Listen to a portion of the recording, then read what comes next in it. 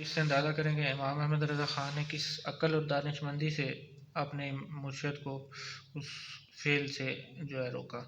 وہ میں آپ کو بتاتا ہوں کہ امام احمد رضا خان نے سوچا کہ یہ کس طرح بتاؤں اپنے حضرت کو کہ یہ جو چھلا پہنا ہوا ہے یہ خلاف شریعت، تو کیونکہ سید زادے بھی تھے اور مرشد بھی تھے۔ آپ امام احمد رضا خان نے ایک ترتیب کی اور عرض کی کہ حضور والی مجھے بادی کی تکلیف کا علاج بتائیں گے، ٹھیک ہے؟ تو حضرت نے فوراً اپنی انگلی کا چھلا جو ہے اتار کر احمد رضا خان بریلوی کو دے دیا اور کہا کہ ایک مریض نے مدینہ منورہ سے لا کر یہ چھلا مجھے بیماری کے علاج کے لیے دیا تھا، تو اب تم اسے رکھ لو۔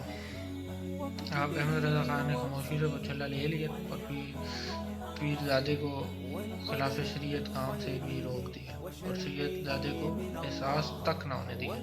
ٹھیک ہے؟ یہ ہے دین، اور یہ ہے پھر دین کے آگے تبلیغ، ٹھیک ہے؟ جب آپ نے کسی کو کسی بات سے خلاف شرع کام سے یا خلاف شریعت کے عمل سے یا باتوں سے روکنا ہے تو پھر وہ تبلیغ کیسے کرنی ہے وہ اس کی بھی تربیت اللہ کے نبی صلی اللہ علیہ وسلم نے کی ہے، تو یہ اس کی اعلیٰ مثال بھی ہے۔ امام احمد رضا خان نے کیسے عقل اور دانش مندی سے، وہ بھی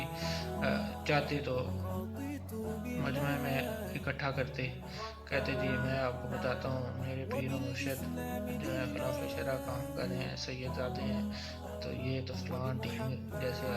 ہمیں نظر آتا ہے، تو ایسے کرتے وہ بھی، ٹھیک ہے؟ لیکن وہ سچے عاشق رسول تھے تو انہوں نے اس سنت کو ہی فالو کیا۔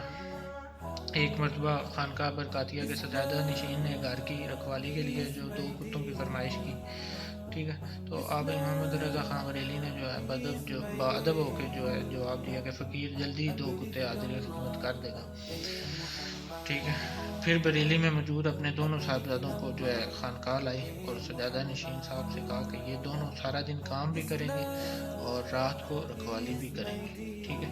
تو ایک آخری واقعہ پیش کر کے موضوع جو ہے ختم کرتا ہوں کہ ایک دفعہ ایک مرید تھے امام احمد رضا خان بریلی کے، ان کے دوست جو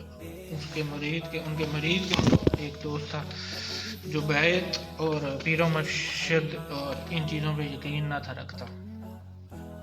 ٹھیک ہے؟ تو وہ مرید اپنے دوست سے کہنے لگا کہ میرے ساتھ اعلیٰ حضرت کی بارگاہ میں چلو، وہاں ان سے جو ہے مباحثہ کر لینا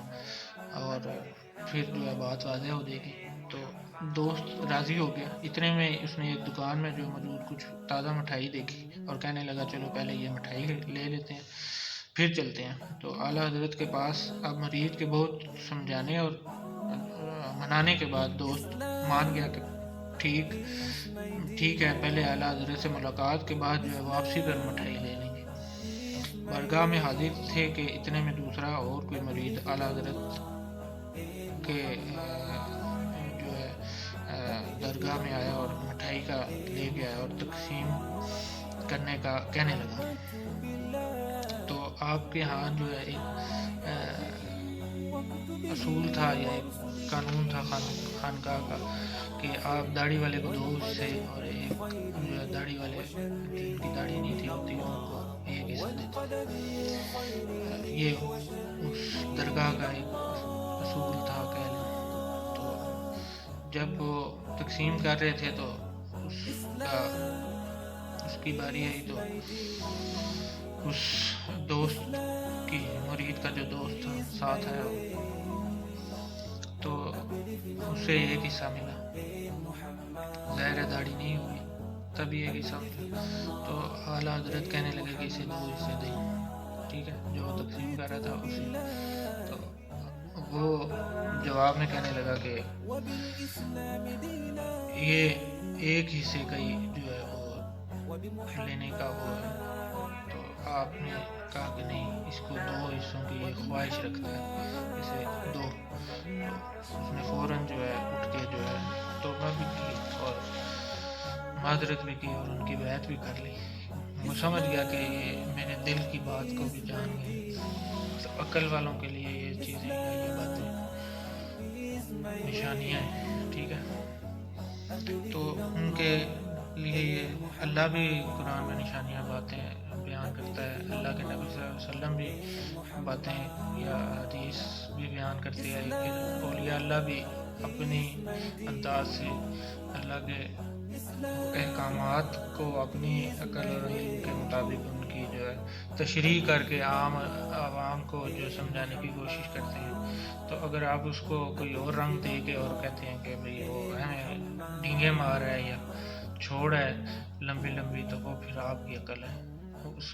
کا کوئی قصور نہیں ہے، وہ پھر وہی کام کر رہا ہوتا ہے جو اس کی ڈیوٹی لگی ہوتی ہے، ٹھیک ہے، وہ آپ کو لگ رہا ہوتا ہے کہ وہ ماورہ عقل کام ہو رہا ہے، ٹھیک ہے، لیکن وہ ہو رہا اسی طرح ہوتا ہے جو ہونا ہوتا ہے، جو حقیقت ہوتی ہے، ٹھیک ہے۔ تو ایک چیز کی بہت سی صورتیں بھی ہوتی ہیں، ایک شے کی دیکھنے کی بھی بہت صورتیں ہوتی ہیں، اس میں موجود بھی کوئی شکلیں جو بہت ساری ہوتی ہیں۔ تو آپ حضور صلی اللہ علیہ وسلم بھی اللہ سے ایک دعا کیا کرتے تھے، یہ پہلے تو بھی بہت دفعہ یہ میں نے بتایا کہ آپ صلی اللہ علیہ وسلم ہمیشہ اپنے رب سے دعا کرتے تھے کہ یا اللہ کسی بھی شے یا صورت کی یا کسی علم کی جو ہے مجھے صحیح اور حقیقت کی جو شکل ہے وہ میرے دل میں یا ذہن میں اس کا علم جو ہے ڈال، ٹھیک ہے۔ تو یہ دعا سے بھی ثابت ہوتا ہے کہ کسی چیز یا شے کی کتنی شکلیں ہو سکتی ہیں یا کتنی صورتیں ہو سکتی ہیں، ٹھیک ہے۔ تو کیونکہ شیطان بھی تو بیٹھا ہے نا، اس نے بھی تو چالیں چلی ہوئی ہیں نا، اس نے بھی تو وہ شکلیں صورتیں بنا کے لوگوں کو گمراہ کیا بھی ہے، کرنا بھی ہے، اس کی بھی کوئی ڈیوٹی ہے، اس کا بھی کوئی کام ہے۔ تو مت کسی کے ایمان پہ انگلی اٹھائیں اور مت کسی بزرگان دین جو اولیاء کرام گزر گئے ہیں یا ہیں موجود ان کے ایمان پہ شک مت کریں۔ آپ نے اپنے ایمان کو دیکھنا ہے، میں نے اپنے ایمان کو دیکھنا ہے، بس اپنے ایمان کی فکر کریں کہ آپ کا ایمان کس انتہا کا ہے۔ اصل بات یہ ہے کہ ہم نے اپنے ایمان کی فکر کرنی ہے، ٹھیک ہے، اس کے بعد ہم نے باہر تبلیغ کرنی ہے۔ پہلے اپنا ایمان تو دیکھ لیں، اس پہ تو نوٹس ہمارا ہے ہی نہیں یا ہم اس کو دیکھتے ہی نہیں، تو پہلے خود کو دیکھنا ہے، خود کے اندر جھانکنا ہے، ٹھیک ہے۔ تو پھر ہی پتہ چلتا ہے کہ رب کی بنائی ہوئی دنیا کیا ہے، یا رب نے جو ہمارے لیے دنیا بنائی ہے